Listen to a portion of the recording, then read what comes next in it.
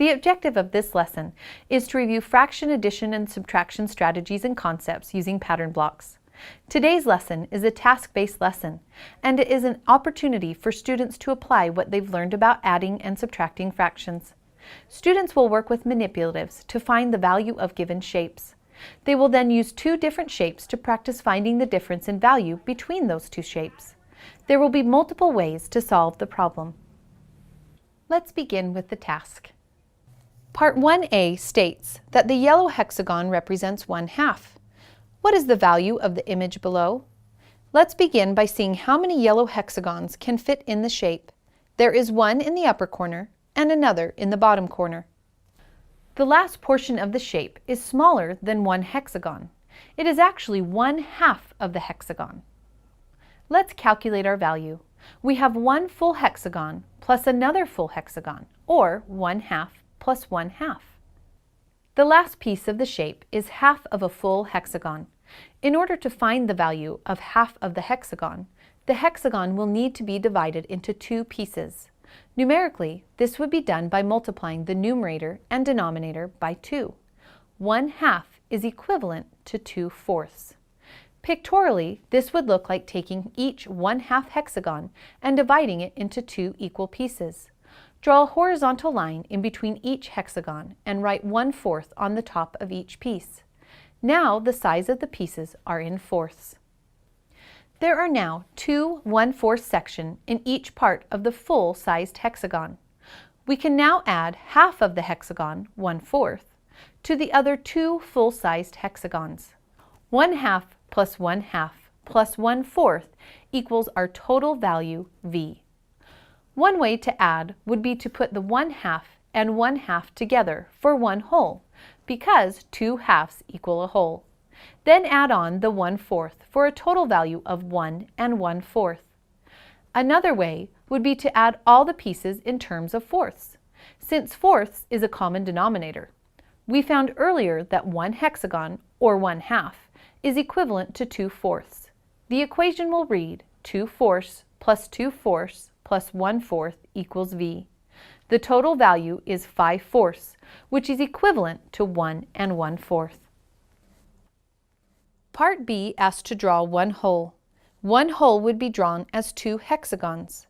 Each hexagon has a value of 1/2, and 1/2 plus 1/2 equals 2 halves, or one whole. Part 2 asks, if the green triangle represents 1/2, what is the value of the same image above? Let's start by placing our green pattern blocks on top of the image. There are 15 green triangles. Since the green triangle has a value of 1/2, there are 15 halves. This can be solved by adding 1/2 15 times for a value of 15 halves. Or the halves can be grouped into wholes and then added. This is done by circling two triangles because each triangle has a value of 1/2, and 2 halves equals one whole. There are 7 groups of 2 halves, or 7 wholes, and 1 triangle or 1/2 left over, for a total value of 7 and 1/2. Part 3 has a new shape to explore. If the green triangle represents 3/4, what is the value of each image? Let's start with the first image. Place the green triangles over the top of the image. There are 7 green triangles that cover the first image. If each triangle is worth 3/4, then this image would be 3/4 added 7 times, for a total of 21/4, or it could be written as a mixed number, 5 and 1/4. Let's move on to the second image. The first image fits into the second image on the top right side. Because we just calculated the value for the first image, we know that the value of this portion is 5 and 1/4. One way to find the value of the rest of the shape would be to lay out the triangles on top of the image. There will be 12 of the triangles, or 12 of the 3/4. This can be calculated by adding 3/4 12 times, for a total of 36/4, or it can be written as a mixed number. Since 4/4 is equal to one whole, 36/4 would be equal to 9 wholes. Take the initial portion of the shape found and add it to the 36/4, or 9 wholes, for a total value of 57/4 or 14 1/4. Part 3b asks, what is the difference in the value between the two shapes? This can be done a couple of ways. One way would be to take the larger shape's value minus the smaller shape's value. 57/4 minus 21/4 equals 36/4 or 9.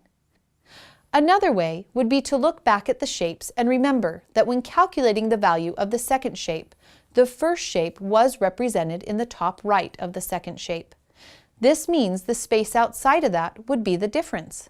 This was already calculated, and the difference was found to be 36/4 or 9 wholes. The objective for this lesson was to review fraction addition and subtraction strategies and concepts. We met this objective by assigning pattern blocks of fractional value and using the pattern blocks to calculate the value of an image. We added and subtracted fractions and mixed numbers to find the values of the images.